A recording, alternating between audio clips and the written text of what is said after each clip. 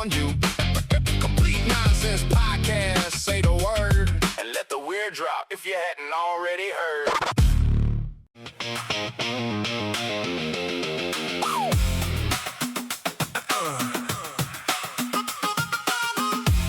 Oh, yeah.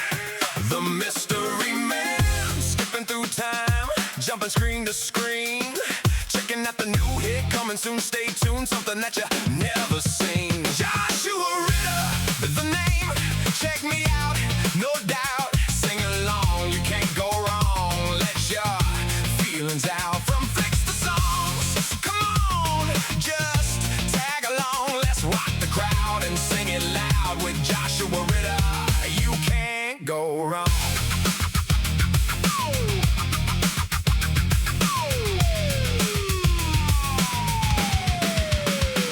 Solve the mystery, turn the TV on, watch the show, laughing so hard that you're holding your belly. Let it go. Comedy hitting you quick, yeah. It's coming in fast, so everybody get ready. Let's kick it, let's have a blast. Joshua Ritter, let's go, light it up, feel the glow. Mystery man on the move, in the zone with the flow. When you hear that name, you know it's part of the plan. Turn it up, hands up for the mystery man. Mystery man, oh yeah, they call me the mystery man. Just dropping by to say hi, then I'm gone. Catch me if you can. On to the next show, next joke, next fan. Always on, never off. I'm the mystery man.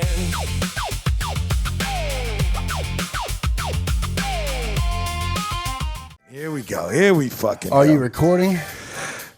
Yeah. Oh, yeah. It's a good question. You can't ask me that every time.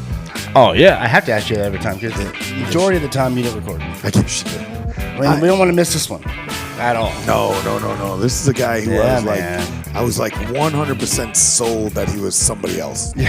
You were. You absolutely were. But it didn't really matter. Even if he wasn't somebody Yeah. else, it didn't matter because I looked at his shit and he was fucking a busy guy. Busy guy, for sure. Busy. Another bump for a Complete Nonsense podcast. Yeah, you know? dude. We only bring these guys on who Best. are gonna Bring the best on, man. Correct. Yeah. That we can help and that they can help us in the long term. Because once we start doing the live shows, we're gonna get all these fucking guys in and let them get some shit done. Yeah. Let them come in, promote their stuff and all that. Yeah. Happy Father's Day. We are taping on Father's Day. Yeah. Happy Father's Day, my friend. Like 8 weeks out from this show to air, but happy Father's Day. Yeah. Well, this could air in 2027. So 2027, happy Father's Day maybe. at that point. Father's Day, Yeah, right. All right. So without further ado, let's get right into them because we always start the show where it's you and I, and then all of a sudden they hear a voice in the back and like, what the fuck is that guy? Yeah, it's Jesus. No, there's no Jesus, bro. Oh, there was a Jesus, but he's not here. All right. You feel all right? Yeah, man, I feel good. Yeah, you feel good. We look a little beat up. I was excited. I was excited when I heard the name. I was excited because I looked up and I was like, all right, man. Yeah. There's some. I'm a movie guy, so like a big movie guy. Like fucking, this guy has like I want to say about 25 credits just like seeing movies under his belt. And he's a young guy too. With some great people too. He looks young. I mean, maybe fucking plastic surgery. When they get to that age, when they get that kind of money, you never know. They get plastic surgery. All right, without further ado, let's hear from Mr. Joshua Ritter. Yeah, man. What's going on? How are you, sir? How are you? I'm doing good. I'm doing great. How about you guys? Good, Great. thank you. I may see this is the Dees. We appreciate you coming to spend some time with us on here, Complete Nonsense Podcast. Once again, you get we handpick only the best that we think. Only the best. We have a lot of requests, and we message a lot of people. Between the two of us, we talk to a lot of people, and there's some that for us make the cut, and then just some that just don't make the cut. And we look at it this way: we are here to promote you guys, okay, in your careers, and in turn a little bit, we get a little shade on that. We hitch a chain to the back of the fucking caboose, and we we do until we get a fucking call from somebody that says we got bad news for you. Stop following me. So, first question I have to ask, and it's an obvious question: are you related to John Ritter at all? Okay, so and I get that a lot. very, very distantly, supposedly. So you are related to the guy. Yeah. I mean, okay, this is how distant I'm talking. But Well, even if it's distant. no. Well, my cousin is sort of like an amateur genealogist, Yep. and he was like, we're related to John Ritter, and I said, really? And he said, yeah, well, 4 Ritter brothers came over to America in like 1748.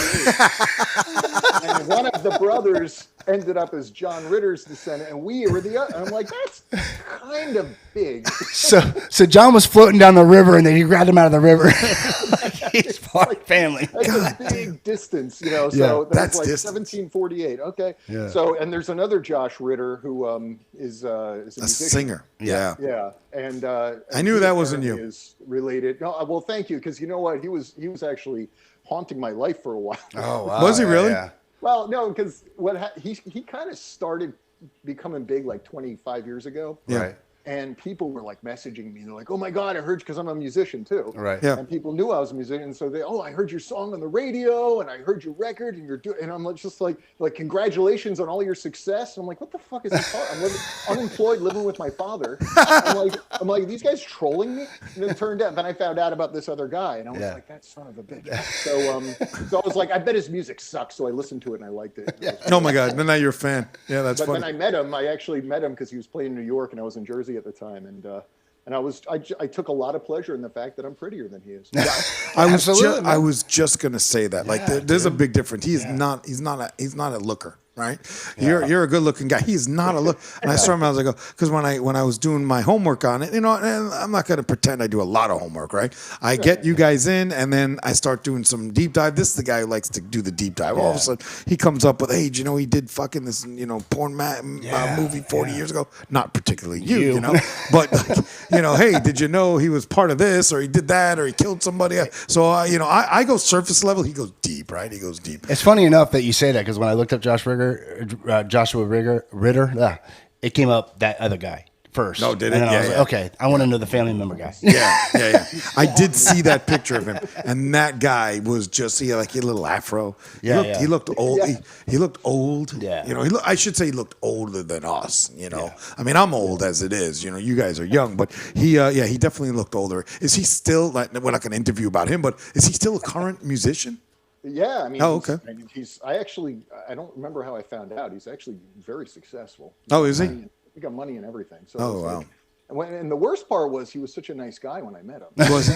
I can't even hate him now. Yeah. I want to be like, oh, this guy sucks, but he doesn't. No, he's a good guy. I don't want to, badmouth him. Of Yeah, course. yeah, He won't even He's listen the to guy us. who took time to meet up with me, and because I just emailed him out of the blue, and I was like, "You have the same influences as me," and blah blah blah. And by the way, my name is. And he was like, "What?" That's phenomenal. So where are you living now? We just moved to Pennsylvania. Okay, because nice. you're originally from New Jersey. I saw that, and then you lived in Florida for a while. About 18 years we're in Florida. Oh, so you were there a long time. Okay. Long time. My wife had family down there, and so we're like, she was like, so I was in Jersey, and I moved into Greenpoint, Brooklyn. Okay. Yo, with I my know. wife. Well. She's from Philly originally. Okay. But she was living in Greenpoint. And so I moved there with her for a couple of years. And then she's like, I want to see my parents. I haven't lived near them for years. My family's down in Florida now. They all moved down there. I said, all right. So we went down there. Yeah. And that's when I started getting, I was acting on stage before that, but that's when I started getting camera work down in Nice. Florida. Nice. So yeah. You were getting your films from Florida? No, I was I almost everything on the resume that was shot, almost all of it in Florida. Okay. Oh, wow. Wow. So Interesting. The Beach Bum movie, the That's Right a cool Stuff, movie too, TV man. series. Yeah. Which movie series? I'm sorry. The Right Stuff. There was a series, the space program. I was going to ask you about that. Yeah, I saw that. When we were kids, there was a movie, but they did a series on Disney Plus. Okay. And I think it's on Amazon now. It's But I on was in, Prime. Yes, it's on Amazon Prime. Yeah, Yeah. Amazon Prime. And Yeah. I was in 5 episodes of that, and that was an awesome show to be a part of. That Oh, was wow. really, Yeah, really man. cool. But they filmed that all in Orlando, right on the sound No, stages sure. by Universal. That's right. That's a working studios down there. I Yeah. forget that's a working studio. When did you start? When did you start, pursuing acting? And In college, I started doing theater, and then I got out of college, and I was just doing little theater things. I was in a sketch comedy troupe for a couple of years, and so we were writing a lot of sketches and performing in New York and Jersey and stuff, and then I was doing, you know, stuff, just local theater and stuff, and then moved down to Florida, did some theater down there, and then I got an agent, and I started getting commercials, started getting TV shows, and it was hot for a while. I had some really good stuff down there. I was really proud of it. Yeah. So when did you transition to comedy, or were you always in comedy? Because The Right Stuff, I kind of previewed an episode of that, and it looked like a pretty serious acting role. Yeah. It's drama. I mean, I've always loved comedy. Yeah. I've always loved it. And so like I would kind of become obsessed with it. Not just like the stand-up, which I love, and the sketch and stuff like that. Like the history even. You know, I like looking at old comedy, seeing why, because, you know, it doesn't age well. Right. You know, you look at something from 100 years ago, 50 years ago, some of it ages well, occasionally. Yeah. But comedy in general, it's got a shelf life, you know? Yeah. So it's kind of fascinating to me what people would find funny in different time periods under different contexts. So I was always into comedy, always. And I didn't even dabble in stand-up until, you know, I don't know, like 5 or 6 years ago is when I really started to try to develop some stand-up. But I was always in sketch, and most of the commercials I did were funny commercials. Yeah. I had the advantage of having, you know, a really expressive face, you know, like big freaking eyes. You'd be like, Josh, do your eyes bigger. I'm like, I can't do them any bigger. Like, but it's funny. Yeah, but if they go any bigger, they're coming out, bud. What the fuck, man? I'm gonna be in my hands in a minute. Yeah, No. Don't do that again, Josh. yeah, don't do that again, bro. No. I mean, I good hear luck. that a lot. I hear that a lot. Yeah, it's terrifying. Okay, sorry, not to interrupt. So what do you like doing better? Do you, obviously, I mean, I'm sure the money. I would assume with us, with the comics, there's way more money in the film and television industry. So do you like doing that better just because it seems like you're a pretty multi-talented guy? Put the money aside. What do you enjoy doing better? Because I know in the entertainment industry, long hours of sitting around waiting and all that. Yeah. And comedy, you're up, you're Probably doing your thing, and you're traveling, out. too. Yeah, well, I mean, Travel. they get you on set, they keep you there for a couple months, you know. But There's a lot of sitting around. a lot. I mean, just for the actual movie or shoot, they make these guys sit around while they put shit together, you know. But so, what do you like doing better? Do you like the comedy because you do a 10, 15 half-hour set, or you know, are you into the movies because it gives you an outlet to be somebody else? Yeah, well, you know, it's so complete. The experience is so different that for me, it's like they're not even just the aspect of being in front of people, a crowd, versus being on camera. Right. Because if you're on camera, I don't know if you guys have done like camera stuff with a set before, but when you're on camera and it's supposed to be funny, It's got to be nobody funny. fucking laughs. Yeah. Nobody laughs. Right. So if you're used to being in front of the crowds, Right. you know, I did sketch so much. Sketch is really where my head ends up going with a lot of this stuff. But it's like I did sketch so much, and man, just relying on that timing. Yeah. Hitting, you know, and hearing the response and moving on and hearing the response. And that gets so locked in your head. It's the same with stand-up. But it's like, and then you're in front of a camera and you do the same thing. Yeah. Yeah. Dead silence. Right. There's a 78-year-old light guy there. He gives zero shits. And the best you can hope for, and this is my favorite because this has happened, the best you can hope for is out of the corner of your eye, you see like a crew member go, Yeah. and then you're like, thank God, because you know, you do a joke and nobody laughs. It's like you want to shoot yourself in the fuck. I mean, I take it really hard. Yeah. I take it really fucking hard. That's I bet the director does too. No, director. They can't laugh. He's like, get the fuck out. They can't that's laugh. The thing is you forget. You Yeah, know, like, they're not allowed to laugh. You're naturally like, oh fuck, Right, flop right. sweat. Yeah. You know, because it's just a motor thing. Right, because you're also used to standing up in front of a crowd laughing, but on a set they cannot laugh. I mean, So then you start wondering, like, was that any good? right. Well, director will tell you. It Yeah. might have killed, or it might be terrible. Yeah. And then you find out, like, and this is the other thing. I would watch certain takes. I'd be like, God, I hope they don't use that take. That was no good. I was being weird. The timing, whatever it is. And then they edit it together, and you're like, oh, it did work. Yeah. Because the timing of the editing made Yep. it work. You know, Yeah. so it's like it's such a different, bizarre world. I love the thing I love about camera work, though, especially if it's a big like on some of those TV shows and that couple of the movies, is huge crew. Right. And sometimes they're behind schedule. Like, dude, we got one take. Yeah. So you've got everybody All the just pressure. standing, staring at you, right? And that is like that feels similar to me as doing stand up on stage. Yeah, gotcha. Like all that pressure, and it's like, but it's like you get one shot. Yeah. And I love that adrenaline. The pressure, aspect yeah. of it. Like I could, like that kind of, like I don't do well with chaos, but that kind of focused pressure, I'm like, let's fucking, Yes, fucking go, yeah. Yeah. Yeah. So I love them. I love them totally. I guess it's a cop out answer. I love them totally different. Yeah. I don't want to stop either of them. Right. But you've done more. Okay, so just going through some of the resume. Tycoon, The Face of Trinity, Life's Rewards, The Right Stuff, Critical Thinking. You've seemed to have done a lot of drama versus comedy. I mean, so I would assume that I'm pretty comfortable that The Beach Bum was a comedy. Yeah. Right. Yeah. And you know that movie. Yeah. And then like Across the Rails, Burn Notice was a drama, wasn't it? Yeah, I was a little bit of a comic relief in that. That's the other thing. A lot of these dramas, they'll have like, I'll come in, I'll do a scene, and I'll be like, and I'll be the asshole who comes in and go like, right away, sir, and and then everybody laughs because I broke the tension, and then Gotcha. So it's like, but even drama, I studied theater at Ramapo College of New Jersey for like, it's a liberal arts school. Yeah. So it wasn't like this intense theater program. It was pretty light, but I studied that, and we did a ton of drama. So it's not really that different. It's just more of a sense of like, are you going to the joke or are you staying in the setup? Sure. Yeah. Have you tried out for like, when you're saying sketch comedy, you tried out for like Saturday Night Live or, no, I haven't City? done that. I hear so many things with SNL that it's such a rough environment. How could it not be? Yeah, it's got to be. But I mean, even in a way that it's not fulfilling. Like you never really get enough chance to get out there. You get your sketches approved. It just seems like a slog. I did have an opportunity to audition for Studio C. You heard of Studio C? Yeah, absolutely.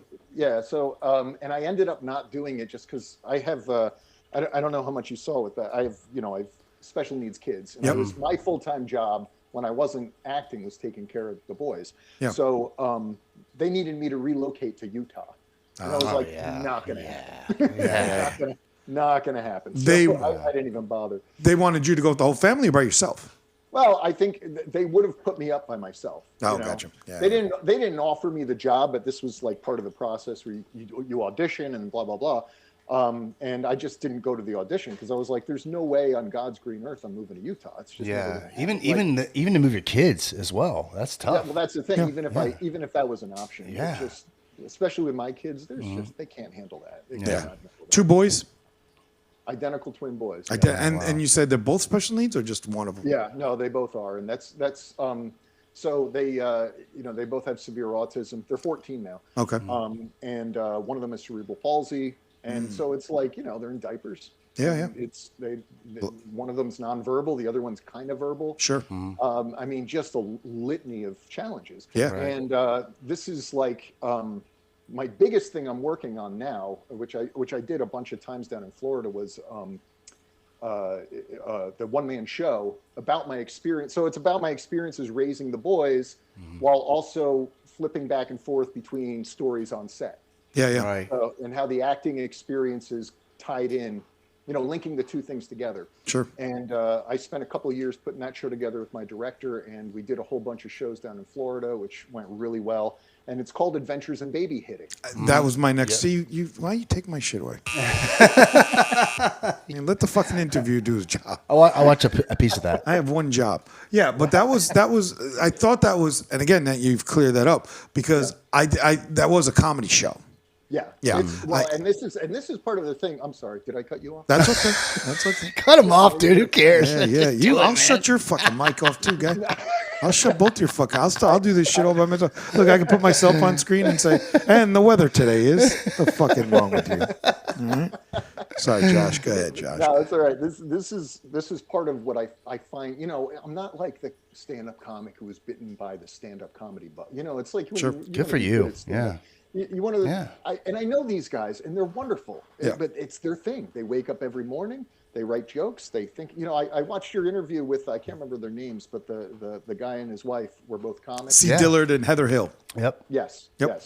And they were talking about how he gets up every morning. He's doing, And I do that, but I can do that with a number of different things. Like Right. stand-up comedy to me is a skill I want to develop, but I'm not like the guy who's like bitten by that bug. Right. So what that show is essentially is it gives me space to have dramatic parts. To Yeah. have some emotional stuff, to Sure. have some insight, Yeah. which you can't, you know how it is in a comedy show. If nobody's laughing, you're done. Yeah. It's a bad night. Fuck, I'm if I seen a don't bunch have of those. space for drama. I don't have space for emotion. Yeah. So that's why I like it to be. So the baby hitting show it's like, I don't know, I would say about 50 to 70% funny, Yeah. Right. and then about 30 or so percent that's more dramatic. About your experiences of raising your children, why trying to maintain a regular, job, Yeah. quote unquote, in the entertainment industry. Yeah. Exactly. Now, does Exactly. your wife work? Yes, thank God. Oh, That's why we have a house. Yeah, she's a user great. experience, user interface lead. I Okay. don't know what that means. Maybe sounds you pretty guys do? fucking fancy to Yeah. me, bro. Yeah. She works for You NASA. know, Now that we realize you're kind of an now that we realize you're kind of an asshole, can we interview her for the rest of the show? Yeah, right. You know, don't wanna every- mess with her. She's much tougher than I am. That's fantastic. So the Adventures of Baby Hitting, right?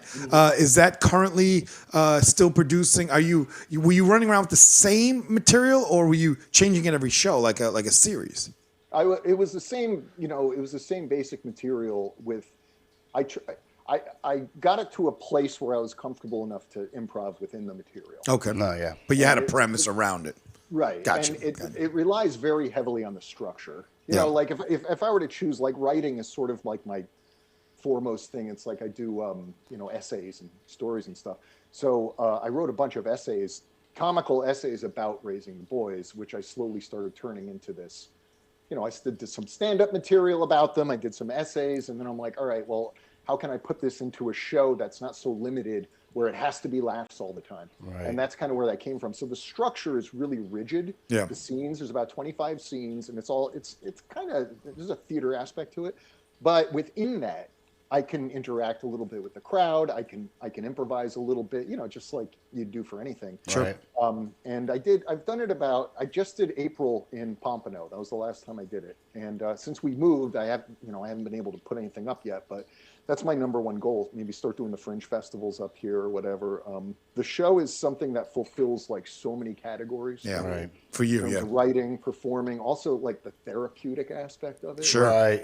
It's Yeah. like massive. So like it's very fulfilling experience for me to do the show. And Yeah. so like I have no problem doing the same fucking show over and over and over. Yeah. And over. I will say, it is something. It is a special task, because I have a good friend of mine who has a high. Is it non-functioning, right? Autistic Yeah. child. Yeah, But yeah. I dare say but he talks and stuff like that. But he just won't be able to ever be on his own, right? Right. That first of all, I would hate when I quit drugs and they're like, "Hey, good for you." Well, fucking, I had to, right? It's like when somebody says, "Hey, it takes a special person to raise a special needs child." Fuck off, because it's your child. You're Let me tell you something, dude. Honestly, like I'm not even full of shit here. Like you're the first person to put that in the right context. Oh, yeah, Because people say it all the time to Yeah. me, and you get it if you had to give up drugs, whatever it was. yeah. It's Crack like cocaine, I'm not afraid of it. Oh yeah. Yeah. Jesus. Me neither. Yeah, You both need to calm down. Yeah. Me and John. Yeah, I'm gonna take you out of the shot in a minute. Dees, we'll talk to you later. Yeah. Okay. Because No, we but understand. you do it because you have to. Yeah. Yeah. I That's mean, what people will say to me, like, I could never do it. I'm like, You'd have to. What am I going to do? Put them drop them off at the firehouse? yeah, Yeah. right. Figure out a way. And it's like, a big part of that is dealing with it, not necessarily in healthy ways. Yeah. I had a ton of bad days. You don't sleep at night because of the kids. Right, So these 14 years have been fucking brutal. Brutal, yeah. Every sense of the word. Every and sense. luckily, my wife and I actually were able to maintain a very close relationship. And I'm not sure why. I don't even want to take credit necessarily for that. Yeah. We just naturally would team up. You dug You in. know? Yeah. We dig in. It's like, a foxhole or something. Yeah. You dig in, you have each other's back. Yeah. She needs a night off, go out. I need a night off. She's like, go out. Like we will keep each other we tried very hard to be good to each other, be nice to each other, Yeah. not blow up at each other. Yeah. And I'd always joke that, like, hey, you and your wife are on the same team. It's the kids who are the enemy. Yeah, yeah. It doesn't matter what the kids have; they're all fucking enemies, bro. Yeah, no, you know what? And this is something I think of too. I'm like, it's Seriously. hard for anybody. Oh, Yeah. you can't, it's my daughter's birthday today, and I just literally went, full day of a yes day and shit, and comes out with a fucking heavy attitude. And we're talking 12 hours of yes. It's been the fucking week of That's it. totally normal. How old That's is totally she? normal. She turned 11 today. She turned 11. Oh, okay. Yeah. I want to ask a question about the cerebral palsy, not to get into the, Yeah. because I understand ignorant is what we are in terms of that, I don't have anybody in my family. But when somebody has cerebral palsy, does the brain fully functions? Like he hears, maybe you don't, like, can he think of things? Can he, like, in his mind, is he like, what the fuck? Because he's got it. I don't fully understand because it's a pretty broad thing, but essentially I'll tell you what happened with my son. I cut his umbilical cord when he was born and his lungs collapsed. Oh. There's a term for it, prolapse, something prolapse. Okay. Anyway, so he just stopped He breathing. lost oxygen, yeah. Lost oxygen. He got brain damage from that. Okay. Now, Noah, he couldn't walk until he was almost 3 years old. Okay. Which worried us. We're like, why isn't he walking? But he was memorized. I mean, he memorized. I say this in the show. The two boys, they memorized 25 different children's books when they were 2. They could recite them back to you. They could count to 100. We're like, oh my God, we got geniuses on our hands. Yeah. But with Noah, the second he actually started walking, we got physical therapy and braces, little walker. When he started walking for real, he just stopped talking and he did not give a shit about anything. He just wanted physical input. It was low input. Okay. So, he can't feel his body in space the way we can. Yeah. Right. So he just wanted input. He just wanted to feel things. Yeah. And so he just stopped talking. Wow. He stopped with motor skills, everything. Now the brain is still functioning. It's still there. All that stuff he did, it's still there somewhere. Yeah. But Noah is also the most confident kid I've ever met in my life. And Noah has a cerebral palsy. Yeah. Okay. Good for him. So he's not in a wheelchair or any of that. He's not. He's actually ambulatory, but this was something that they said might not happen. His neurologist was like, I don't know, he might not walk. And I was like, fuck. Yeah. So, but he did, and it was sort of like this sort of irony because he started walking and then he just stopped talking. Stopped Like talking. all the stuff just disappeared. Yeah. And it's still there. Like he'll look at you and you'll know, like this kid knows what's going on. He can hear you. Yeah. He hears you. He knows. He recognizes you and all that stuff. He knows his mom. He knows his family and all that, right? Absolutely. He just is not talking. He's not. And this is probably one of the reasons he's in diapers. I don't know that he can feel, when he has to go to the bathroom. Ah, okay. So like he can't feel his body the way we can. Gotcha. And it limits him in a number of ways, but they manifest usually physically or something. But he's and in speech, the speech tends to get slurred with a lot of cerebral palsy people. But the kid is like, he just doesn't give a shit what you think. Right. Yeah, You yeah. can tell that. Good He's got for that him, look in man. his Good eye. for And him. I don't know where he fucking got it. He didn't get it from me. And what about your other son? He talks. He talks, but it's also like he can answer yes, no questions, and he can script, which means like if he hears like a series of sentences, he'll repeat the series of sentences, sometimes out of context. But if you said, hey, what did you do today? He'd kind of freeze up. He wouldn't know how to answer an open-ended question. Okay, yeah. So Data, that's like my one of my closest friend's sons. He can tell you everything about a power line that's in Illinois, but he's not telling you what day it is. Right. It's similar to that. It's similar to that.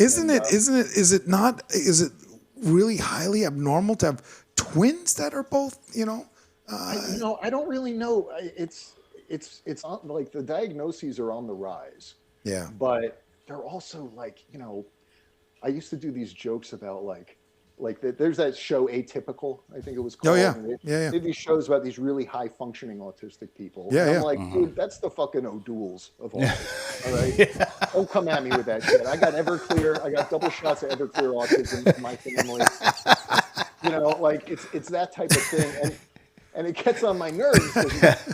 it's not like I don't want to be disrespectful to the families because it's a whole different set of challenges. Yeah. But I'm like, oh no, your son can bathe himself. Oh, what a hard life. You know, it's just shut the fuck up. And people be like, oh, hey, do you watch Atypical? I'm like, yeah, that's how I want to spend my time. I want to watch autism on TV. Give me a fucking Right. On the spectrum, or them dating, right?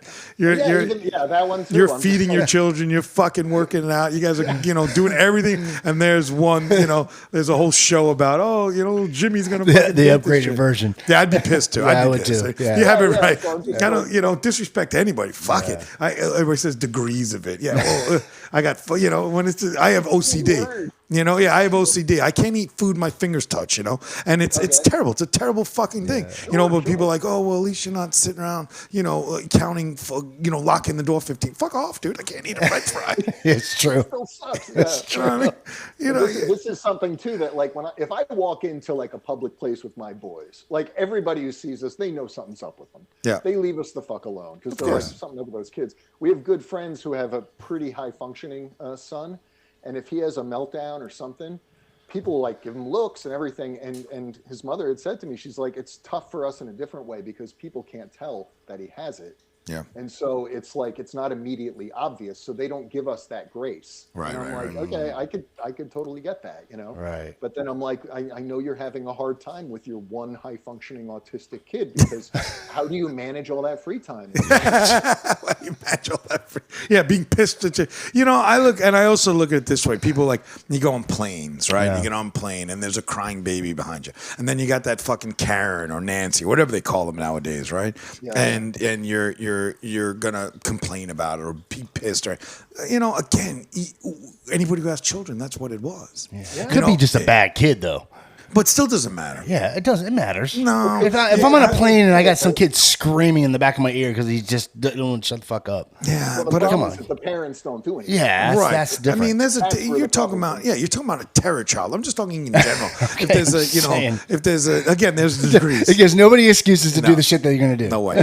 Everybody's been a child. Anybody who has children, okay, I'm not talking about Omen, bro. I'm not talking about the fucking Omen. Yeah, Put the Omen knock aside. that shit off. See, this is why we're barely friends. We come to get to the show. We plug shit in. We look at you. We talk. Sometimes we look at each other. Yeah. When we're done with the show, we don't even fucking talk. Actually, we're best friends. So, people who complain about that kind of shit, we've all either been kids or had kids. Yeah. Kids have fucking meltdowns, And if the kid is screaming for 3.5 hours and the parents aren't doing anything, sitting in, I've never seen. I don't know what plane he's on. I wasn't on a plane. I was in a restaurant. Oh, Yeah, I was in a restaurant. Stop going to McDonald's fucking playroom. Yeah, I want to eat my bread without him fucking screaming at me just because he wants to fucking something You're else. like, that I I'm don't trying have. to have a good time in the ball pit. Yeah, and this I mean, kid is come just on. screaming in my ear. Right. This guy's, he's eating fucking in the playroom at McDonald's. And he's crying about it, right? I know he's normal because he's paying for the fucking meal at the end.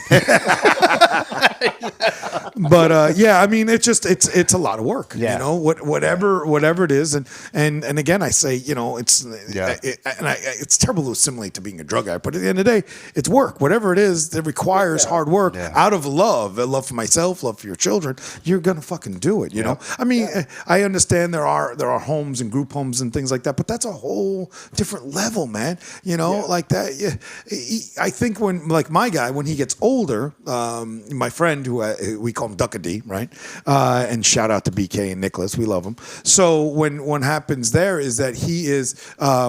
They think at some point, he's like 18 now, 18, 19. At some point, he may go to a group home where he can get a small job or something like that is highly supervised and all that, because you just wonder when they get old as parents, right.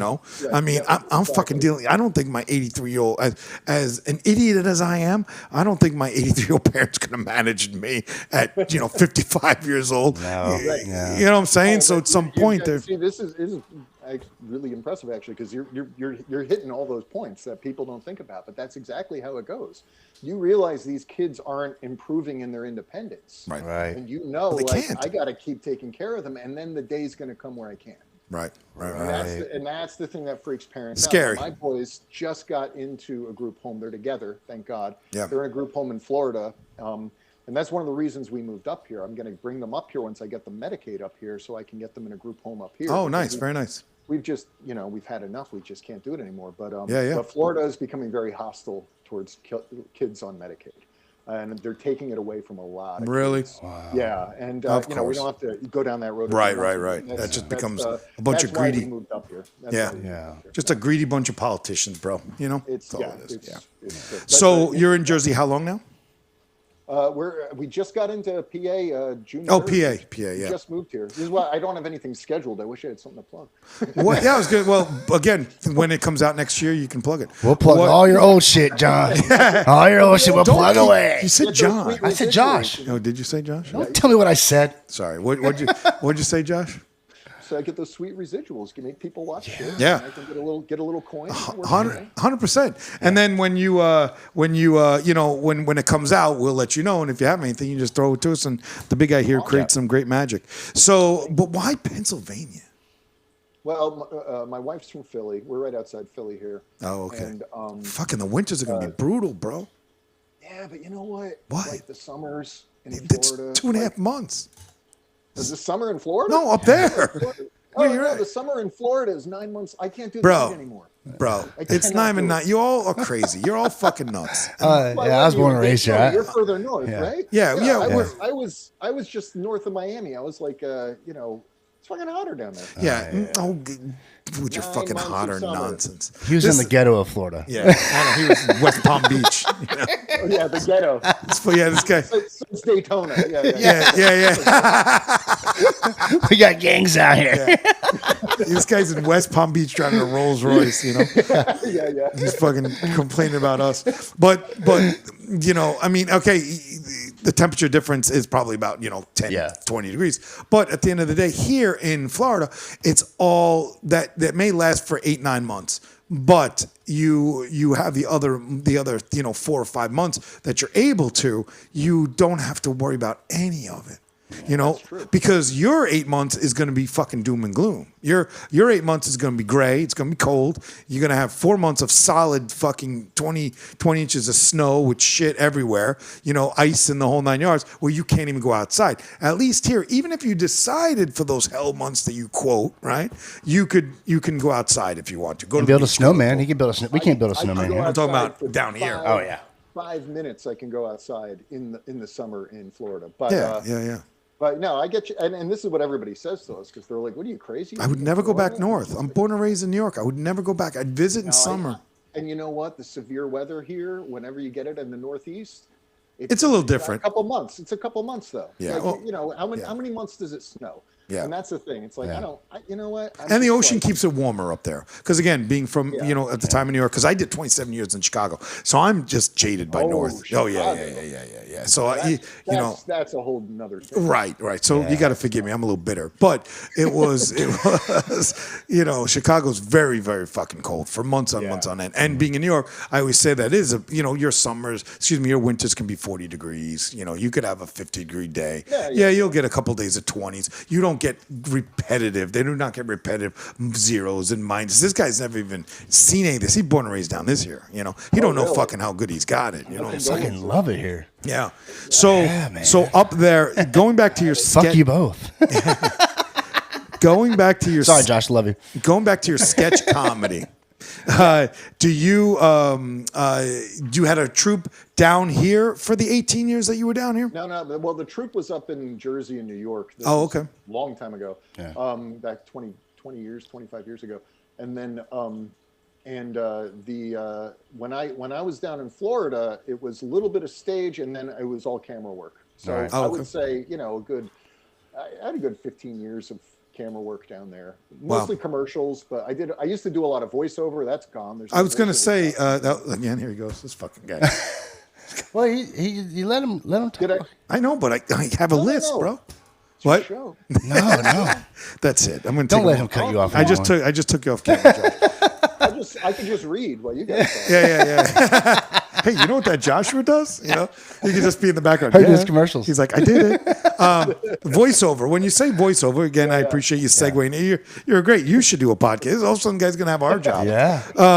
With the voiceover stuff, I didn't see it on your IMDb. Do they not post your voice? No, they get weird with that. Like I can post stuff that isn't on camera. Okay. But they don't show it. It doesn't show up. It's But I weird. saw that it So- said voiceover actor. Yeah, yeah. So Yes. I can put it like in a byline, but you don't see it on the resume. Like I didn't do any. I mean, I did a little bit of animation, but nothing big Yeah. that anybody's ever heard of. It was mostly announcer shit, you know. It Oh, was really? Radio type stuff. you Yeah, know, yeah. and, So voiceover, like for, commercials. I was gonna say mostly commercials, or did you do any sort of film work with the voiceover stuff? No, I don't. No, it was all advertising. Oh, Or okay. it was like contracts, or it was all the stuff AI does now. Yeah, yeah. Oh yeah. You used to be able to go into a studio for 20 minutes and make, you know, $5, $6, $1,500 maybe. Yeah. Just doing a commercial for, I don't freaking remember, Kia. Wells Fargo or Yeah. something. Yeah. And, you know, 20 minutes, like, here's your check, and fucking gold. Now they're like, oh, no, we got AI. Yeah. Or which pisses me off even more, famous people. They all are. There are so many famous people doing voiceover work. I mean, you know, and you remember the day again. May I ask you? You look in your 40s. Are you? I'm 47. Okay, so yeah, you're right there. So you remember the time you being in the entertainment industry, and the only reason I know the entertainment industry is because I'm on the fringe of it, because I've done glasses for the entertainment industry. So I got to got to get to know costume designers and things like that. You know, and cool. yeah, they had a lot of inside shit for you. It was pretty cool. Johnny Depp wears our stuff. We won't go into my whole biography with it. You know, yeah, but you know what it comes down to is that. They don't do the same things. The actors back in that day, when I started in the glass, and we're talking 35 years ago, they didn't do commercials at all, right? It was taboo. Like you would never see a commercial with, especially an A-lister, right? You saw a couple. No, not 20 years ago. 20 years ago, Matthew McConaughey did a commercial. It was He was probably one of the Lincoln first. commercial. That wasn't 20 years That ago. couldn't have been 20 Yeah, years that ago. was not 20 years ago. Well, maybe. Like, and then and now, now you hear like Matt Damon doing voiceovers on Kia commercials. and Yeah. it's It drives amazing. me- it's a real pet peeve of mine because They made when you're at the levels of trying to be a working actor, Yeah. the best money, the most opportunities are in advertising, right? And it's not it's good money if you get the right job. It can be great money. But like even what I was saying, like you do 20 minutes of work, you get, you know, whatever, a few $1,000s, it's Yeah. worth your time. When the celebrities start taking and it's not like anybody's running to me to make me the spokesperson. It don't for matter. T-Mobile, Yeah, you know? yeah. So it's like they're going to these people. But I look at these people, I think Zoe Saldana, I think, is doing T-Mobile. Zoe Yeah. Saldana is a part of every freaking franchise in Yeah. Hollywood. Yeah. Every The biggest too. Yeah, the biggest. Yeah.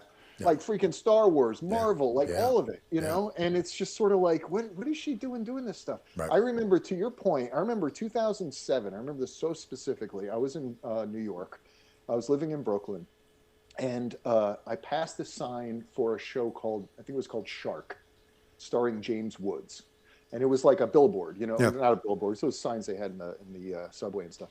And I was just like, James Woods, Yeah. what's he doing a TV show for? What happened? Oh, to that's him? He's right. doing TV? What? Like I was just like Blown away. confounded Yeah. because, like you said, like they didn't. There was movie Yep. stars, Yep. then TV stars, and then commercials. Yeah. That was the Yeah. hierarchy. 100%. Now the movie stars are TV stars and doing all the commercials. Yeah, for yeah, yeah. fucking people. It's So amazing. it's hard. And it's funny because all the TV stars aspired to be movie stars, and they would never go back to TV. And nowadays, it's so intermingled. But you have to also remember, again, you know this, and I don't know if you know this, and you're about to learn it, right? They used to do Japan all the time. They used to do the Far East. The actors were doing, you know, Yeah. fucking candy commercials over in the Far Oh yeah, East. yeah. They never wanted them here because they would about that, it would yeah. tarnish their image, you know. Right. And Yeah, and all of a exactly. sudden they realize all the American companies like, well, why the fuck are you doing a Milky Way commercial in Japan and you're not doing one here? And they all were like, they just started jumping on it, you know. So did your agent who was down here obviously follow you up, or is your agent out of like California? My agency is franchised in a lot of different areas in the country, and they have an office in Florida, and I think in Georgia and California. So I'm in between. I'm still with them, but I don't know. I may be signing somebody up here. Yeah. I haven't worked it out. You know, this is such a transition period for me right now. But I want to keep doing. In Jersey, they have a ton of work now. And Yeah. that's just starting to blossom. Really? They have Netflix and Lionsgate each built headquarters in Jersey. Wow, that's in big. the Huntington, I think. Huntington, New Jersey. Yeah. Okay, yeah, I don't know that Is place. there's an army base there or something, some kind of military base that is, they repurposed or something. Yeah. But anyway, so they're doing headquarters there, so they're starting to film lots. There's been a bunch of movies filmed in Jersey. Well, I mean, Bud, you're fucking a bridge away. Go to New York. Exactly. Silver Well, Cups. but I could go to New York too. Yeah, I mean, Silver New York Cup is Studios. tricky. Is it? New York is, because like there's a saying that somebody told me years ago. It makes perfect sense. Actors, they'll try to go to L.A. I'm going to make it in L.A. They'll try to go to New York. I'm going to make it in New York. Yeah. You don't go to L.A. and New York unless you're invited. Oh. Because everybody's fucking there. Interesting. And the best of the best are there, and the most successful people are there, and you don't stand a fucking chance going in cold. Wow. Okay. Yeah, but you're not cold. I'm not cold, but I'm not hot over there. Yeah. Right. So I'm probably at that point where I could get, an invitation or whatever it is to go to the biggest markets in the country. Yeah. Where would you start if you were like coming up that way? Like, where would you start? With like, We're trying to get in instead of LA. Where would be your start instead of not going to LA? well, for the longest time it was Atlanta. Atlanta was That's a massive. hotbed. Yeah. Massive. Like every movie for about 10 years, every movie, TV show, if you watch through the credits, eventually that Georgia peach will pop up in the credits. Yeah. They film at least part of things. All the Marvel movie, all that stuff, they filmed at least part of them in Georgia. Georgia's starting to collapse now. And Jersey, I think, is going to be the next hot thing. Yeah. I think it's just starting out. And so I want to get in while the getting's good. I want to get representation up here and just start getting on auditions and stuff and, get back in the swing because I'm ready. I'm ready. Things got weird after COVID for everything. Sure. Yeah. But for, it used to be that you'd go into a room for an audition and you'd sit in the waiting room. You'd see friends that and you'd chat them up and you go through your lines and then they let you in the room and you're with the casting director and they're directing you. And it was a whole experience that I learned to love. And now, ever since COVID, they're like, oh, self-tape at home. Oh, when shit. you're at home, it's just you in a room in your freaking house with your laundry piled up and your dog scratching at the door and you're trying to focus and getting them. You can't handle the truth. Yeah. Try to go serious. Yeah. You hear your wife. Are you done in there? Yeah. Shut up! Yeah. Dinner's ready. You're like, I just fucking filmed this. Yeah. But you're in Pennsylvania, so you're thinking just because you're closer to Jersey, that's where you're gonna shoot over. Closer to Jersey. I'm not that far from New York. What are you? You're about an hour and a half out of New York. Close, Philly. Yeah. It's not terrible. Philly, there's a lot of shit going on in Philly too. I'd like to get back to theater too because theater's more fun. It doesn't pay as well, but it's like it's just like with stand up, having that interaction. Every audience has its own personality. You get to find out what they like. When I was doing my one-man show, I did it at the Fringe festivals in Orlando and Fort Myers, and I remember doing one in Fort Myers one night, and it was pretty packed. And they wanted the jokes. They laughed at everything, and I'd get to the tense moments, and I could feel me losing them. Yeah. The next night, it's a little smaller audience, the exact opposite. They didn't want the jokes. They wanted to hear the story. They wanted to get and I love that. Yeah. I love that every opportunity is so different. different. Yeah. So different. So how hard is it for you to get into a little local theater to start your one-man show that you were doing?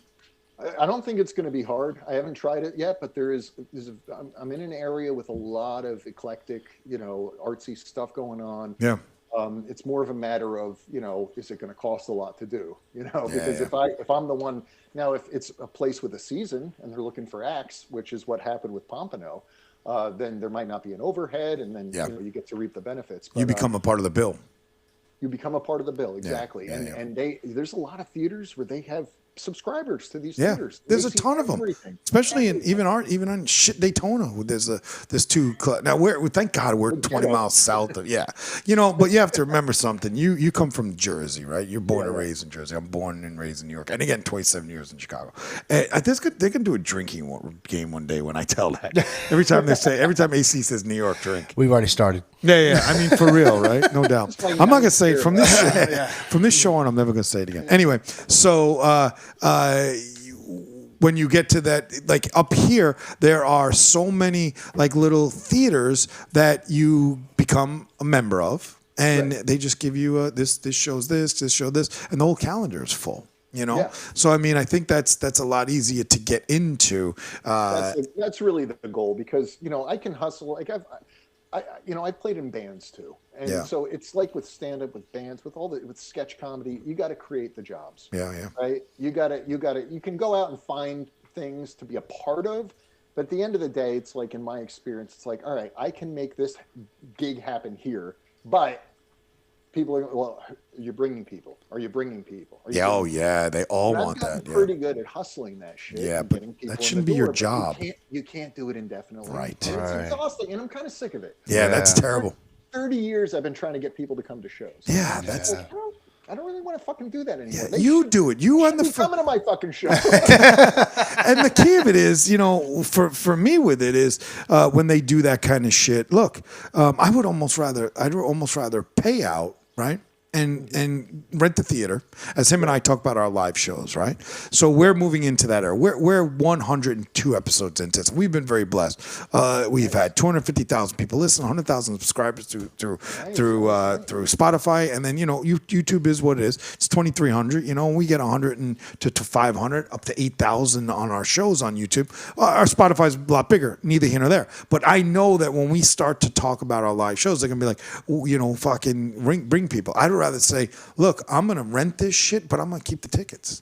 So if I fail at us peak coming in, and I say me, he's looking at me like, bitch, I'm a part of this show, right? What the fuck? But I would rather us. They're hiring in Pennsylvania. Josh? I'll take care of you, Dees. All right, thank I'll you, take thank care you. of you, man. He's a great right hand man. So, but I would rather share in that, right? Because then if we fail, that is on us. Yeah. Versus, because we'll put it out there. We'll do what we have to do. But I don't want them to say, oh well, it failed, so you can't have the fucking venue anymore. And I know that even if you try and do ticket shared sales, because we have been working on this for months and months and months. Again, we're 2 years in now. There are so many people that are just like, you got to go out and sell the tickets too. So now I got to do it all. You have the fucking building. If nobody's in that building, you're fucking wasting your money. So what are you busting our balls for? Go I hear fucking ya. promote the shit that's in your building. And man. finding the right venue. Yeah. But I mean, I'm just talking about even if we go find a venue. We found a venue. Yeah. Most of these venues, I mean, that's not with us, that's my gig versus his gig, right? He does the editing and all that shit, and I'm out there hustling to do that thing because, my background sales, right? So, but I'm saying once we find the venue, they'll say, go out and go fucking ticket sales. I'd rather us put my money on the line, our money on the line, and say, okay, well, if we fail this one, okay, because then you can give it some time. All right. And the only way to build it is time. There's no, for your one-man show, it didn't happen overnight for you. No. You started to build it. And that's what I think the saddest part. I think that's why you lose a lot of probably good, talented people in shows, because they're so afraid to fail, to not be able to get back in, that the first, lightning in a bottle is Justin Bieber, man. It's not fucking Joshua Ritter for 20 years. You know what I'm saying? And maybe you do have lightning in a bottle. Maybe you just put on the most spectacular show. But again, that's not the norm. So I 100% hear what you're saying. And there's so many little theaters up here that are like that. But it's the other interesting part of that is, then when you go to those theaters that we were looking at, like, are you familiar with New Smyrna Beach? Yeah, I know of it. So there's a little theater down there, but they can fucking there's a board. I'm gonna be judged by 3. I don't fucking believe in God. You're gonna have me be judged by 5 old men, whether they believe in my show or not. So you're saying there's a chance? Who the fuck are you? Sign me up. Seriously, right? Who the fuck are you? There's a chance. Yeah, man. You know what I'm saying? And you knew that. It just pissed me because I'm the wrong guy. It's the hustle. It's the hustle that kills me. Yeah. It's my director and I. So much work. 2 years putting this show together. It was a lot, but I love that process. Right? Yeah. It's and this is the thing. It's and this is why stand-up also be a bit of a challenge for me. It's you got to love the whole process. Yeah. This is what a lot of actors drop out because they hate auditioning. Yeah. I learned to love auditioning. Yeah. And once I started loving auditioning, I booked all the time. It's you have to love it. So when it comes to the hustle, though, hey, come on, let's get you in the door. Let's get you signed up. Let's do this. Hey, like and subscribe. All that stuff just wears me the fuck out. And I'm I don't love that. Yeah. Well, that's your creative side. Yeah, exactly. There's 2 sides to all that. There's a business side and a creative side. I can't sit and write jokes. I can be a sarcastic cocksucker, but I can't write jokes. it takes a special person to be able to sell that shit, because that's why there's salespeople and there's fucking mechanics. I mean, it's, makes sense. You artists are, and you're a very moody bunch of motherfuckers. You guys don't want to be selling the tickets. You just want to go do what you do best, and that's what you should be doing anyway. It makes no sense to make you do it. And that's the thing. It's like, and I believed when I was younger, because I was younger, that you hustle, work your ass off. You hustle, you work your ass off, and something comes of it eventually. Where you don't have to hustle anymore. Right. And it turns out I was wrong. Because they keep changing they keep moving the goalpost, and they keep changing the game, bud. Yeah. Our whole era. These actors doing commercials. One of the reasons that they're doing this is their residuals are drying up. Residuals, the deals with the unions, it was based on DVD sales and VHS sales, CD sales, right? Yeah. That shit's gone. Gone. Now people are getting 5 million plays for a song, and they make like $400. Yeah. Streams and views and likes and Exactly.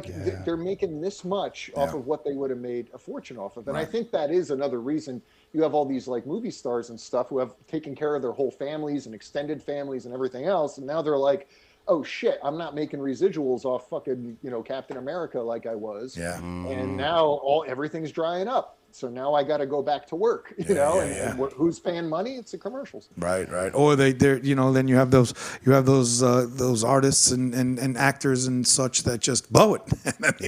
they need to continue to work, because I think some of them, if they're not business minded, or at least have a good business advisor, they think the money's going to be there forever. And that's notorious in the sports world. I mean, unfortunately we're giving kids stories about that. Oh fuck, I know stories about them. My brother told me, we were young, Warren Moon. I'm not a huge Warren Moon guy, but I used to watch football like crazy when I was a teenager. Yeah. And Warren Moon, and I remember he's one of the hottest QBs at the time. Yeah. And he retired, and within like a year or two, he was putting floors down in people's houses. Yeah, man. Warren, Houston the Oilers. And same way, no difference than Lawrence Taylor. He put it up his nose and shit. I mean, right. Lawrence Taylor's a perfect example. He's the biggest example. One of the biggest. We worshipped him. Didn't we though? Fucking didn't we? God. Yeah. I was a Giants fan. Yeah, me too. I still am. And I remember the 1990 Super Bowl, just with the Bills. Yeah, my God, that's still. I was in New York when they won, and was that 2007? Yep. Are you talking Patriots? Yeah, the Patriots. Yeah, second time. That was. I was funny enough. I was at that game in Indianapolis, and I took my son to it, just him, because we were the only two who afforded it. It cost me $20,000 to be there. I mean, again, I'm not saying I'm an idiot, right? I think I lost my house because of it. I lived in a tent, but it was an experience for him and I, because I have a 25-year-old son, and he, it was like at the time he was a little guy, so it was like that's something you're gonna remember forever. But we were there for that. We were in Indianapolis when they beat him with the fucking catch on the helmet and shit. That was fantastic. Yes. Yeah, oh my God, I remember that. That's Do you crazy. Now? Let's get you touched on it a minute ago, because you keep fucking my notes up. Do you music wise? You're a musician.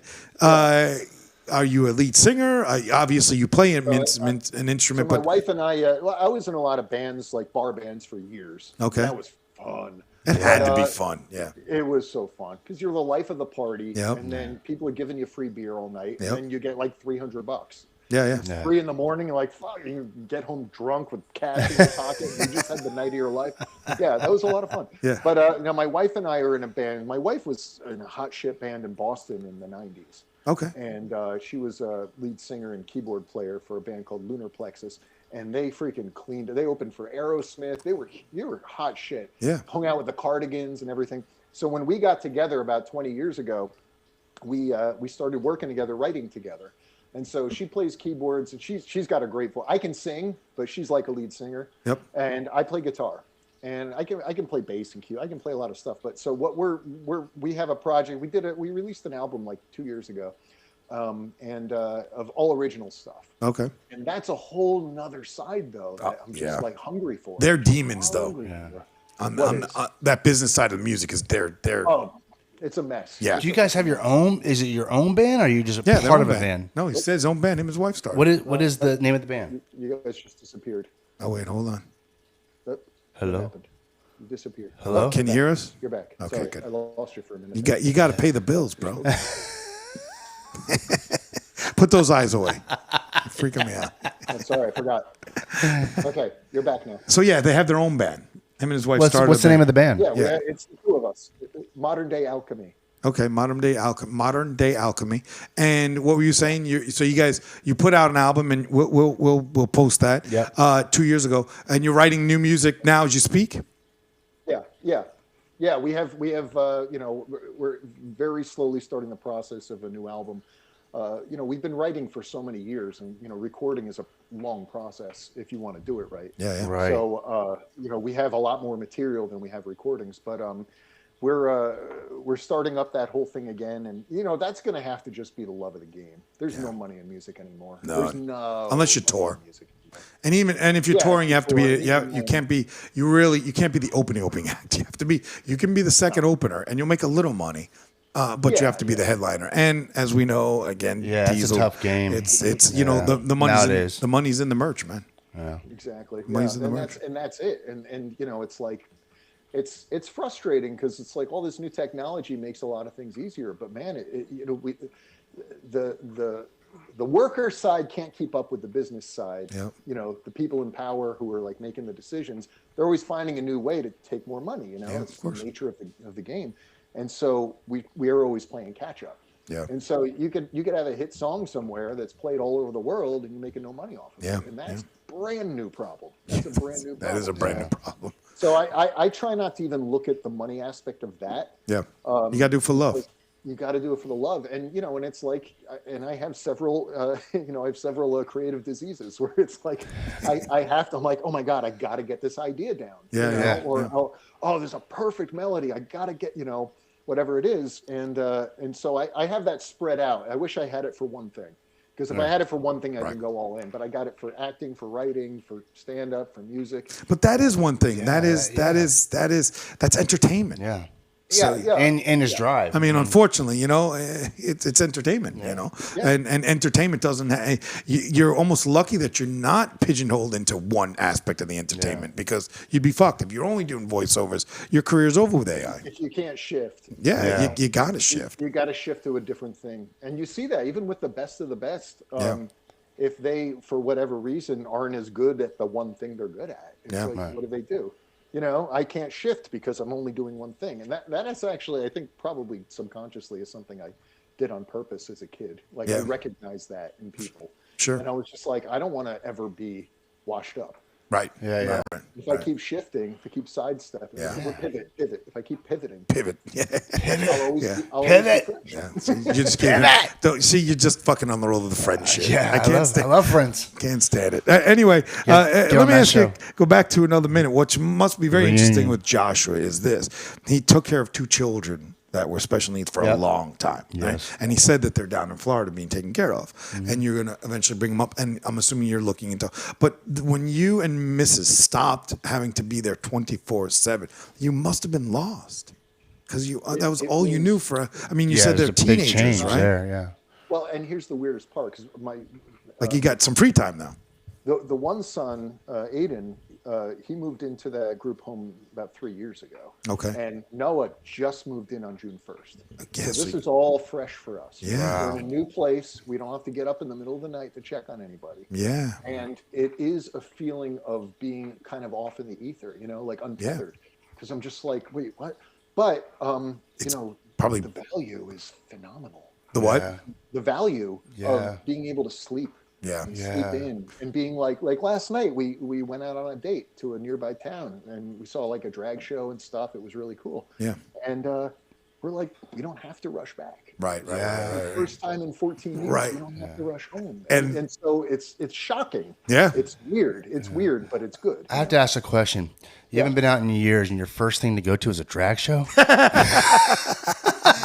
I just didn't want to skate past that Hey, real quick. that's a fair. Did you write that down in your notepad? That was your checkoff list? You know what, Dees? That's an excellent point. You might want to try that again. All right. take two. Use take two. Yeah. Take it from the top. Yeah, no, not us. Take two. Not in this conversation. Take two on the date night. We went to we went to a UFC fight. No, Yes. it was just I got you. my wife's part of the queer community, and she's and I'm very supportive of Yeah. it. So it's like we were in that area. Yeah. It was Pride Day, Yeah. So Gotcha. we're like, oh, let's check out the drag show. I like a drag queens can be very fucking funny. Very Yeah, funny. yeah, There's That was hamburger. me messing with you. Was it called Hamburger Bob's? Hamburger Bombs. Hamburger Mary. No. Okay. Well, I'm not One more try. no, that's it. It's called Hamburger Mary. Is it? Yeah. So what Hamburger Mary is? It's a restaurant that does a drag show, but all Yeah. the waitresses are drag in drag, and it's one of the best fucking places. There's one down in the Keys too. I can't remember. I think it's called. It's it's probably Hamburger Mary's. Well, maybe it is. I don't know. And it's but a big one. I mean, yeah, that's a chain. It's That's a really chain. good show. Yeah, it's a great show. I had a daughter that passed, but she was gay, and so we were doing all that kind of stuff. And it's another thing. Oh, fucking, we're 2026. Yeah. Who gives a I get shit? you. Like who the fuck is even harassing any of that nonsense anymore? It shocks me because when you actually go to these shows, you meet these, and I know people. They're all people. Yeah. Shit.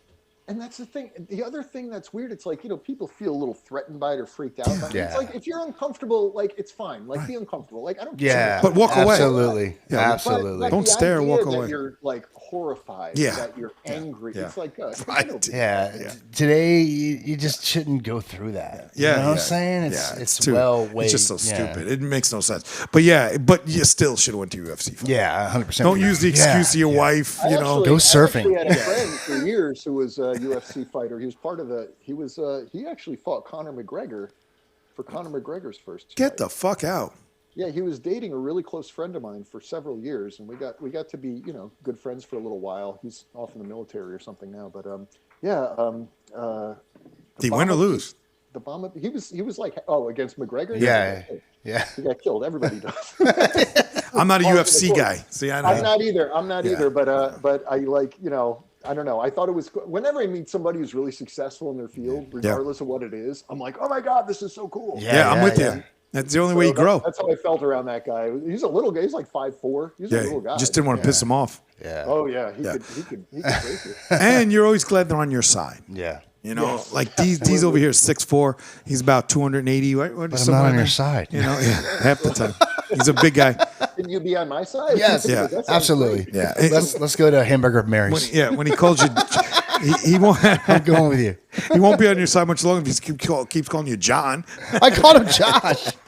Fucking. It's the microphone. We had this guy. We had this like arch nemesis that we won't even get into it. So we had the John breaks bad news guy. That. Yeah, I heard a little bit of. I didn't watch that whole. It's a great show. It's a great show. Like the latest one, right? yeah, this guy. Yeah. This guy's been feuding with us. When I'm feuding with him, he's feuding with us. We keep being quiet. He pushes me to the point of being Italian. We annihilate him, then he comes back. But my point is, if he's going to be on your side for now until he decides to call John, we get another call and say, "Hey, Dees, my name's fucking Josh." And Even though you're a fucking John idiot. Breaks Bad News likes us, I think he would still make the call. Oh, he totally makes the call. Yeah. You paying him, he's making the call. Yeah, he's making the call. I mean, but what a clever concept for like that guy. Again, a guy in the entertainment industry. He's a wrestling guy. As you when you listen to the episode, he's a wrestling guy. But then at the end of the day, he also is a Mailman. He's a mailman.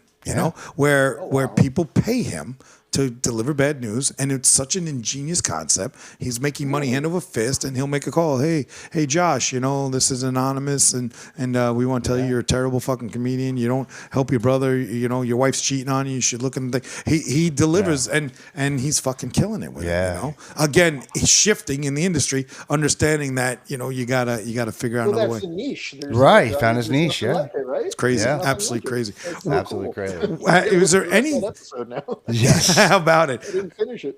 Are you when you were down here? Was there because I'm a big theater guy? I would rather do. I do live events. I'm a live event guy.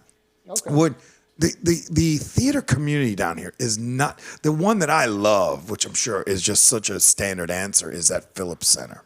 right? Oh, that's a great one. Yeah. In That's a good one. Orlando, Yeah. right? I'm aware of it. Yeah. Yeah, it's like the Disney. It's like the Yeah, Disney but it's theater. like old school. Old school, yeah. They do all the shows there. Like anything big coming through. Like we just saw The Notebook, and then we saw the one Alanis Morissette did about the Jagged Little Pill. Jagged Little Pill. Amazing, right? Yeah. Was there a big theater district down by you guys? And you were by West Palm, or were you further south? Well, I was in Boynton, so that was Okay. about 20 minutes from West Palm and about an hour from Miami. And Yeah. they have the Kravitz Center, and they have that in West Palm, and all the big acts would come through there. Oh, so you had some theater down there. Oh yeah, and now the big places like that, they're not hiring locals to do shit. They're bringing in the big touring. They're bringing in Book of touring. Mormon and shit like that. Yeah. Or Celine Dion, or I don't know why I said Celine Dion. Fuck play was she in? Bringing in Titanic, Celine Dion, bro. like everybody's doing. Yeah. So, but they're not auditioning people at those places. Yeah. Right. But there was a pretty tight theater community in South Florida, and it was a good one. But the trick with theater communities that I've noticed, and I haven't been in that many, is that you got to earn your way into a community. You can't just kill an audition and then they hire you. Yeah. You know? Oh, wow. You gotta show them that you give a shit about the theater community. You got to show up to a lot of auditions. And then they're like, all right, we'll trust you and bring you in. Yeah. But so it's a bit of a closed circuit, which is fine if you're willing to put the hours in. Right. Yeah. Right. That's a lot of hours too. It's a lot of work. Yeah, it's a lot of work. Now, getting back to the band with the wife, so are you guys doing all? I know you said you're doing all originals, but are you also mastering, mixing, and producing all of your own music, or are you outsourcing that?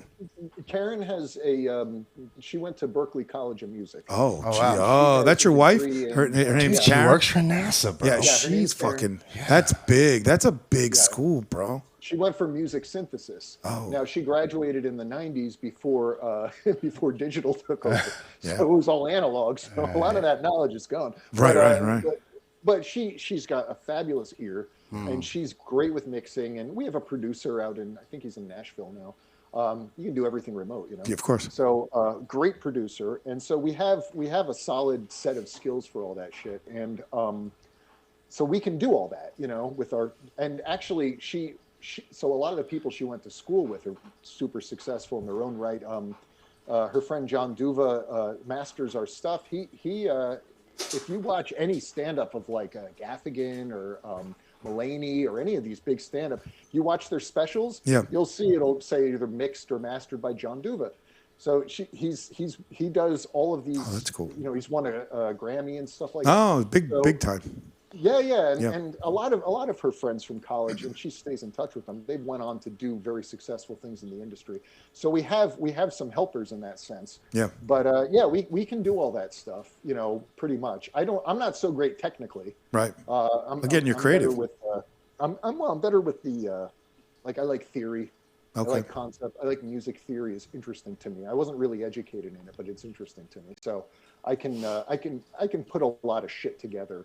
But I rely on her for the, to blow things away, get a fabulous melody and, and then she has really great production instincts and stuff. And me, I'm more interested in just putting the song together, writing the song. Sure. Yeah. So are you, then what do you guys do? Hire musicians, or you do everything on what is it?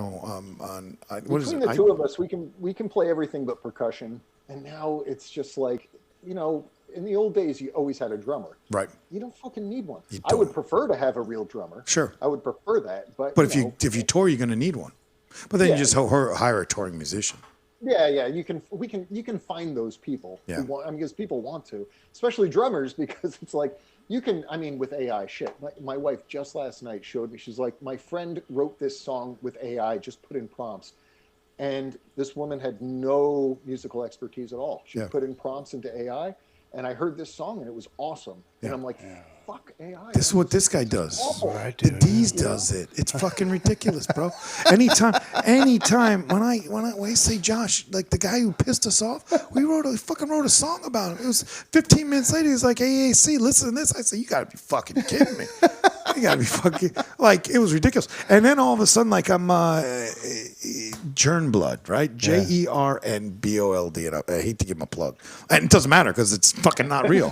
So they do like the Viking dark music, you know, and all of a sudden there's this song that's everywhere. It's Greenland, you know, and it's like the perfect people. Like the woman is blonde, blue eyes, you know, and they're singing about Greenland, and it's like a fucking super catchy song. And he is in perfect shape, perfect teeth, the whole 9 yards. And then you know, I'm looking it up to say, okay, because I'm a music guy also. I actually play drums. That's why I'm sitting here because, as you said, you know, drummers, we don't get fucking work at all. But what happens is, and know what I wanted. Believe me, I'm past those days, right? But anyway, so you look it up, and all of a sudden you realize it's the entire fucking is AI. But it has, as you said, on Spotify, it was boasting like fucking 15 million downloads, man. You know, and it's like we're doing, you know, and we're doing the dishes and sweeping the floors, and the robots are making all the art. It's unbelievable.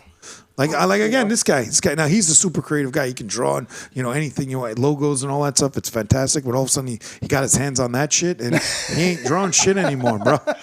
He's fucking writing songs. The skill is prompt.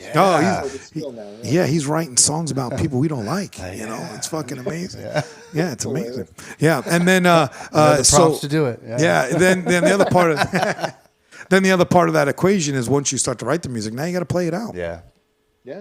And but you know what? This is another going back to what I said before. It's like at the end of the day, it just can't matter, you know, because you're just doing what you want to do. Right. Like I don't have any delusions about making $1 million off of music. Yeah. But you never know. You know, I'm open to it. You know, if you're willing to give that to me, I'll say yes. Yeah. But it's like, you know, at the end of the day, you got to love the process. Right. It's like if you want to be like, I talked to a guy who was dabbling in stand up, and he's like, I want a Netflix special. And I'm like, all right, cool. You know, he was kind of bored with the work, and I'm like, but that's if you're bored with the work, you're not going to do anything. You know, like you have to love the process. Yeah. It's not, you know, and I hate to say it's not about the destination because it's kind of about the destination. But if you don't love the process, you're going to fucking burn out. Oh, yeah. And that's everything. Stand up, even podcast, like anything. Like if you're not having fun, you're fucked. And I have been trying to tell this guy I'm not having fun with him for years. And but calling you John, that's a problem. Yeah, right. Every guest, he's like, if your name, I'm surprised he called you John. I thought he was going to say like Mike. Yeah. His name's Josh. But everybody and their mother has a. We'll let that sink in for a minute. I don't know. Oh, you couldn't hear it? I'll play it again for you. Yeah. That's very nice. Josh, that's how I sound, by the way. What's that? That's how I sound, by the way. No, dude. Everybody has a Netflix special now. Yeah. Are they special anymore? Are they making money? That's the other question. I know Chappelle is making money hand over fist, but Hinchcliffe. most of these comics, you never like, who the fuck is this? I don't even know if they're making money because Netflix, they don't. And I won't go on a whole tangent here, but I have a lot of friends who worked on Netflix shows. Yeah. And they're like, the pay is terrible. Is it? Terrible. Really? Even the movies? Not every fucking time. You know, of course. It depends on who you're getting. Of course, If Spielberg ever did a Netflix, I'm sure he'd get paid well. But But these day players, you know, player like I was a day player in a lot of the stuff like TV shows and stuff, where you come in for the day and you do your part and that's it. Yeah. And you generally get about $1,000, $1,200 a day, like as union rules, right? That's the scale for SAG. A lot of the Netflix jobs are non-union. And so they're paying these actors like $200 or $300 a day. I could see that. Why is that? Because they can get away with it. Views. They can get away with it. Yeah, it's the same thing as always. And what's the residuals? There is no residuals for something like that. Right. So you get paid a flat, and then you go home, and you might see your face all over the place because the show is a hit. Yeah. And you're still fucking living in a trailer. You know, it's just that's sad, dude. It's amazing though. It's amazing. I didn't. That's pretty interesting. That Netflix, that the screen actors aren't fighting. To have well, they are. I'll say they are. I think, The unions are, and they're doing a good job, but it's a process. It's a process, And these guys don't want to give it up. And unfortunately, with things that are glamorized, like acting is a glamorized profession, rock star, you know, there's a million trillion people trying to do it. 100%. And you could throw the rock out the window and hit somebody who'll be like, I'll do it for $100. Yeah. You know? Yeah. And if they're halfway decent, they might get hired. So it's like, what do you do? I don't know. You got to love it. You just got to love it. You got to love what you do and just ride out and see what happens. You know, and when you said you hit the nail on the head. Once it gets old, then figure it out because again, in my perspective, it's a short. As we all know, it's a short fucking ride. You know, I've had millions of. I say millions. I have not had millions. In the millions. I've had 5. I said millions. I've had 5 people, including a daughter, within the last 4 years that have passed in their 50s. So you just better fucking enjoy it and give it a shot. And if it works, it works. But if you love what you do, it's still a job. But if you love what you do, it makes the job a little easier. I hate when people say it's not a job. Fuck, it isn't a job because you still got to pay the bills. They're coming in every month. So stop pulling me bullshit. And again, bigger money becomes bigger problems. Okay, Jay-Z. Jay-Z, I love Jay-Z. I'm not sure if that's true, but maybe. Yeah. But you know what? I'll run a test. Well, try. Give me bigger money, and I'll see if it works. Right. Yeah. You think about it. When we go back to the sports guys who spend $3 million on a mansion, and the lights got to go on. You know what I'm saying? And part of the thing too, especially if you're not from a family of massively successful human beings, you will automatically have maybe a responsibility, or at least to everybody coming to you being like, hey, are you going to buy a house for your mom? Well, who's not going to buy a house for their mom? I'm not. Well, not you, obviously. But, You are.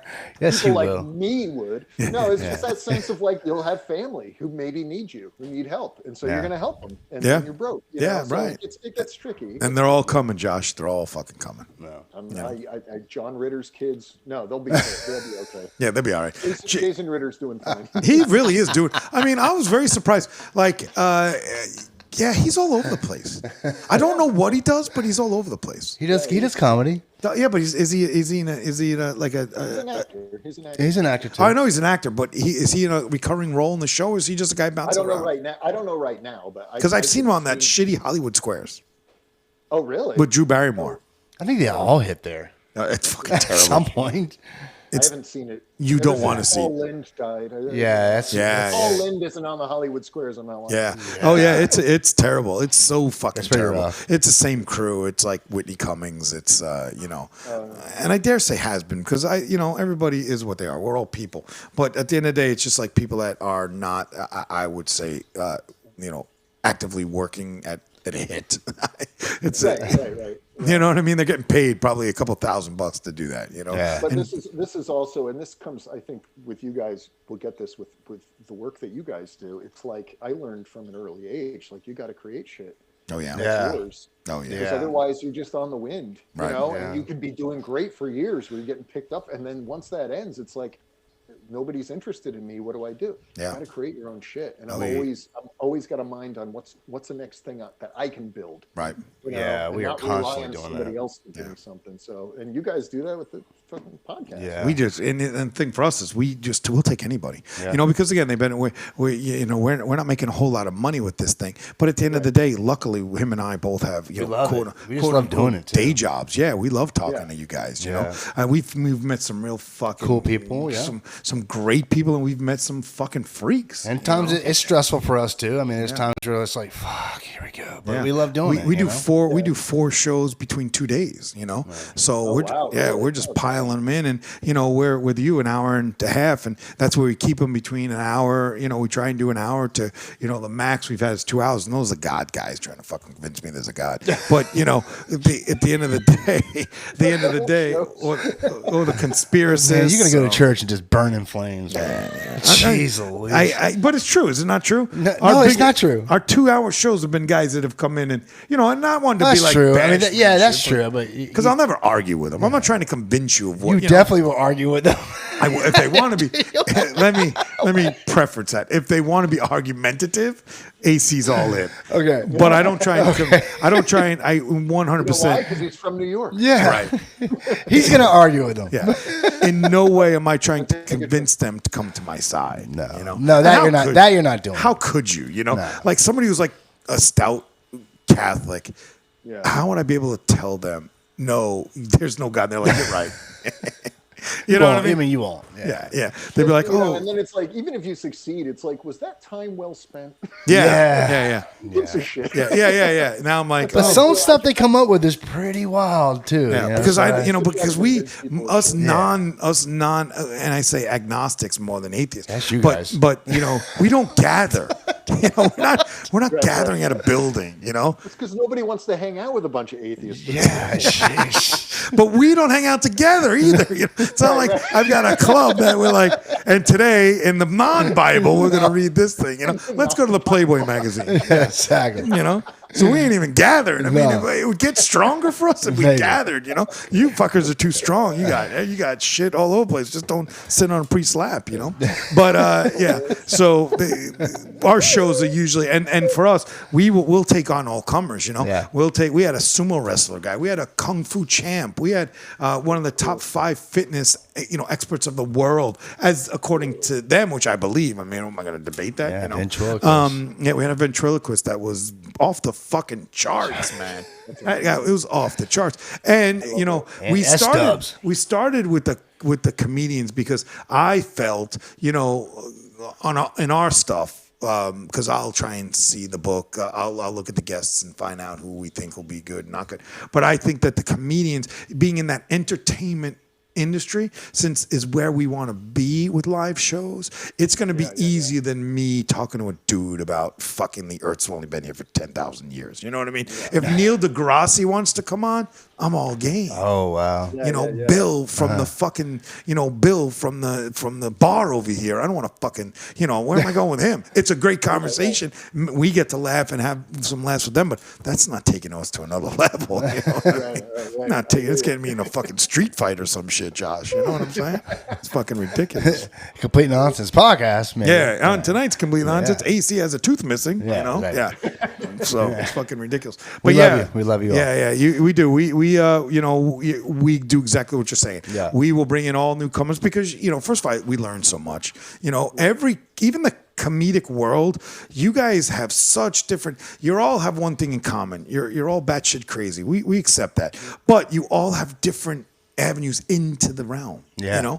You all have different avenues into the realm. You all have different outlooks. You all have different goals with it. It's pretty interesting to me. Yeah. And I know you kind of feel the same way. Yeah, all right, so absolutely. we're gonna start wrapping this up. What do you're gonna pitch the name of the band, right? And we'll find that on Spotify. And then you are going, because you're so new. Are you doing open mics up there, or are you? I know you're looking for shows. I'm just getting started looking at open mics.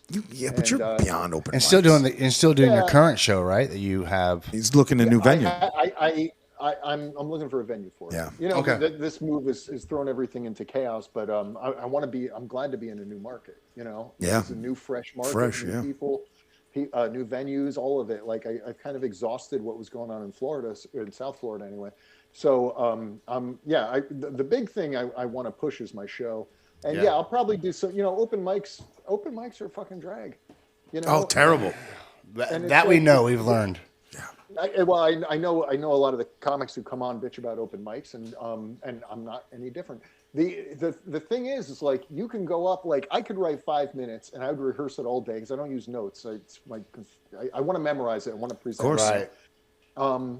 And I work my ass off. I show up to an open mic. Now, if there's anybody there and they're actually paying attention, I'm going to learn something. And that's great. Right. But how many fucking times have I wasted 4 hours in a bar? Yeah. They call my name and nobody is there. Nobody. It's a waste of the night. Yeah. I can't learn anything from that. So it's like, open mics can be a fucking drag. I'm willing to do them. Yeah. Because but you want to be the first guy up, not the last guy up. Right. Yeah. And it's like, and this is why you got to know the people. Because one time I was like, oh, there's open mic in, I don't think it was West Palm. It starts at 7, signups at 6. And I was like, far out. I got there at 5:45. The host shows up at 6:30. And he's like, oh, yeah, you're number 26. I'm like, what are you talking about? I'm the first guy here. And they're like, oh, no, all the people, they message me. And they get on the list that way. Oh, yeah. Oh, what the fuck?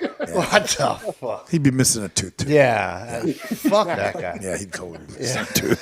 Fuck you. Tell me who that guy is. We'll talk. We'll pay him a visit, bro. Yeah, we're coming. I'll message you later. Yeah. No, write it, because he doesn't. I don't take messages either. I want the fucking. I want you to sign a sign-in sheet.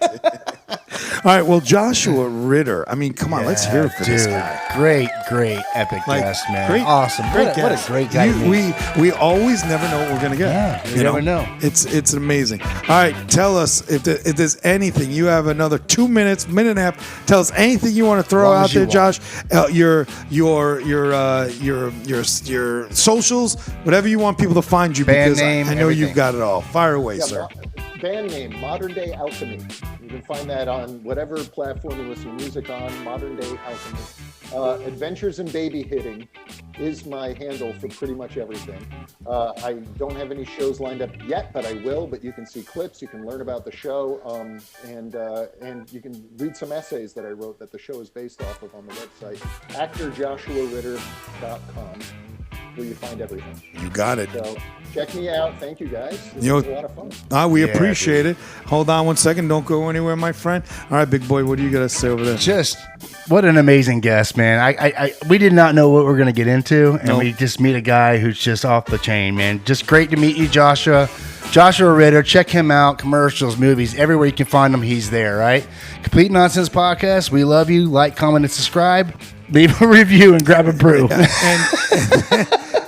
And Joshua, I want to thank you for coming on, taking your time on a busy Sunday Father's Day. We appreciate that. Your show will come out in a couple of months. Stick around for us for a minute so we can just go over some logistics. When I believed he was a descendant of Ritter, and I was like, even if he's not, we're fucking going with it because you can't wait for all of it, right? And we found out that he kind of is, yeah, from the 1800s. Not but close enough to be in the will, but right. That money's been spent already. Don't kid yourself, right? But you were fantastic. I expected you'd be. Bro, I couldn't do it without you. And who the fuck knows what's coming next or who's out. And with that, I say AC out.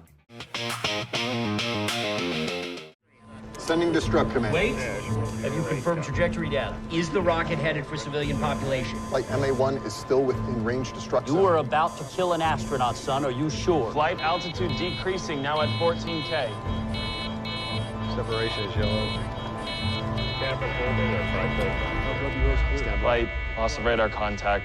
Breakup of MA1. A little family tradition we got before we hand over any daughters in our family. We just gotta lightly check the package. What are you doing? On the other side, it's not bad. Like 5 inches flat. Family and friends, thank you for coming and sharing this perfect day with us. This day has been off the hook, am I right? And Heather, you're my angel.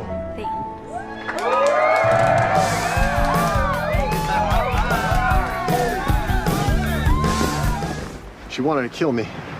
I could tell. Wasn't nothing behind those eyes.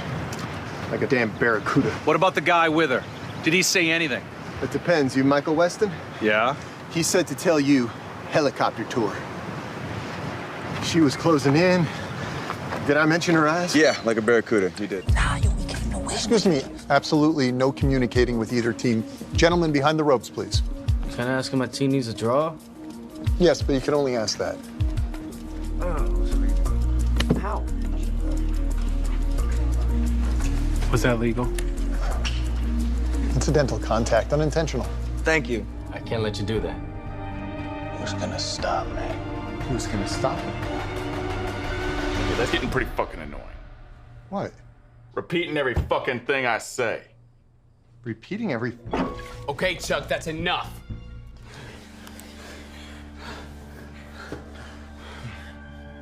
Jimmy, come on, man.